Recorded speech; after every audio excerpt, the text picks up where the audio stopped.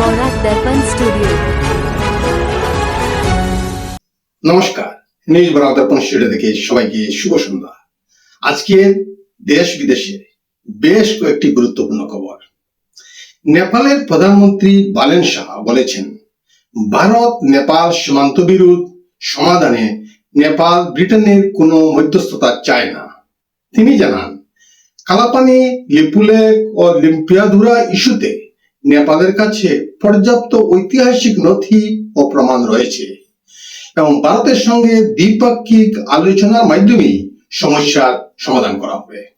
সম্প্রতি তার ব্রিটেনের সঙ্গে যোগাযোগের মন্তব্য নিয়ে সমালোচনা হলেও তিনি স্পষ্ট করেছেন যে নেপাল তৃতীয় পক্ষের হস্তক্ষেপে আগ্রহী নয়।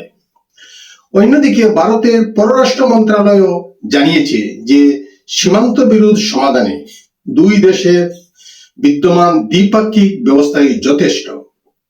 উল্লেখ্য, কালাপানি, লিপুলেক ও লিম্পিয়াধুরা অঞ্চল নিয়ে ভারত ও নেপালের মধ্যে দীর্ঘদিন ধরে সীমান্ত বিরোধ চলছে। দুই দেশই আলোচনার মাধ্যমে এর সমাধানের পক্ষে অবস্থান নিয়েছে। তামিলনাড়ুর থিরুভাল্লুর জেলার একটি সিফুড প্রসেসিং কারখানায় অ্যামোনিয়া গ্যাস লিকের ঘটনায় দুই মহিলা শ্রমিকের মৃত্যু হয়েছে। এছাড়া ৬০ জনের বেশি শ্রমিক অসুস্থ হয়ে বিভিন্ন হাসপাতালে ভর্তি রয়েছেন। এই ঘটনার পর রাজ্যের মুখ্যমন্ত্রী বিজয় নিহতদের পরিবারকে ২ লক্ষ টাকা করে আর্থিক সহায়তা ঘোষণা করেছেন। কান্নি গাইপিয়ারে অবস্থিত সেন্ট পিটার্স পল সিফুড এক্সপোর্টস কারখানায় এই দুর্ঘটনা ঘটে। মোট ৬৪ জন শ্রমিক গ্যাসে আক্রান্ত হন, যার মধ্যে ৬০ জন মহিলা ও ৪ জন পুরুষ। অসুস্থদের বিভিন্ন হাসপাতালে চিকিৎসা দেওয়া হচ্ছে। ঘটনার পর এনডিআরএফ উদ্ধার অভিযান চালায় এবং প্রশাসন পরিস্থিতির উপর কড়া নজর রাখছে। ভারত ১৯৬০ সালের সিন্ধু জল চুক্তি স্থগিত রাখার সিদ্ধান্তে অনড় থাকায় ফের কড়া প্রতিক্রিয়া জানিয়েছেন পাকিস্তানের প্রতিরক্ষা মন্ত্রী খাজা আসিফ। এক সাক্ষাৎকারে তিনি বলেন, দেশের জাতীয় নিরাপত্তা ও পানির স্বার্থ হুমকির মুখে পড়লে পাকিস্তান ভারতের বিরুদ্ধে পদক্ষেপ নিতে পারে। উল্লেখ্য, ২০২৫ সালে জম্মু কাশ্মীরের পহেলগামে জঙ্গি হামলায় ২৬ জন নিহত হওয়ার পর ভারত সিন্ধু জল চুক্তি স্থগিত করে। নয়াদিল্লি জানিয়েছে, পাকিস্তানের সীমান্ত পারের সন্ত্রাসবাদ দমন না করা পর্যন্ত এই সিদ্ধান্ত বহাল থাকবে। মধ্যপ্রাচ্যের উত্তেজনাপূর্ণ পরিস্থিতির মধ্যে আমেরিকা ও ইরানের মধ্যে প্রথম দফার উচ্চ পর্যায়ের আলোচনা সফলভাবে সম্পন্ন হয়েছে।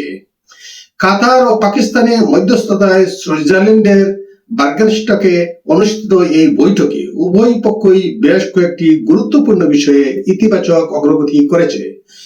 যৌথ বিবৃতিতে জানানো হয়েছে, ভবিষ্যতে শান্তি প্রক্রিয়া এগিয়ে নিয়ে আরো কারিগরি আলোচনা এবং স্থায়ী সংলাপের ব্যবস্থা গড়ে তোলার বিষয়ে সম্মতি হয়েছে। মধ্যপ্রাচ্যে স্থিতিশীলতা ফিরিয়ে আনার লক্ষ্যে এই আলোচনা আন্তর্জাতিক কূটনীতিতে নতুন সম্ভাবনার দরজা খুলতে পারে বলে মনে করছেন বিশেষজ্ঞরা। ব্রিটেনের প্রধানমন্ত্রী কিয়ার স্টারমার সোমবার পদত্যাগের ঘোষণা দিয়েছেন। একই সঙ্গে তিনি শাসক লেবার পার্টির নেতৃত্ব থেকেও সরে দাঁড়িয়েছেন।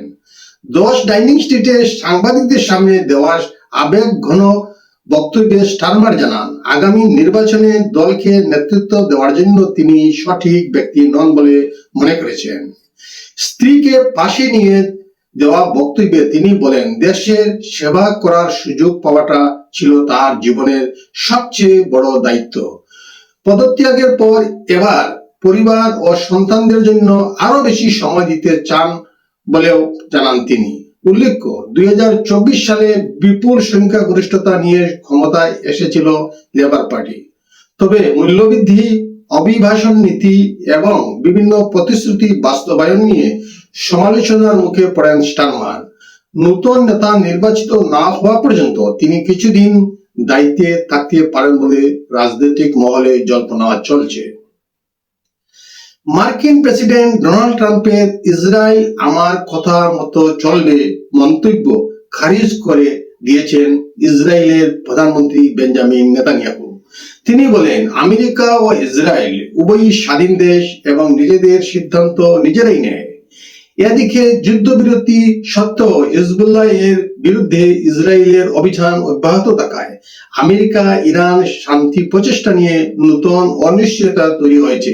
আজকের প্রতিবেদনে এখানেই সংক্ষিপ্ত বিরতি টানছি। সবাইকে আবারও শুভ সন্ধ্যা জানিয়ে বিদায় নিচ্ছি। নমস্কার।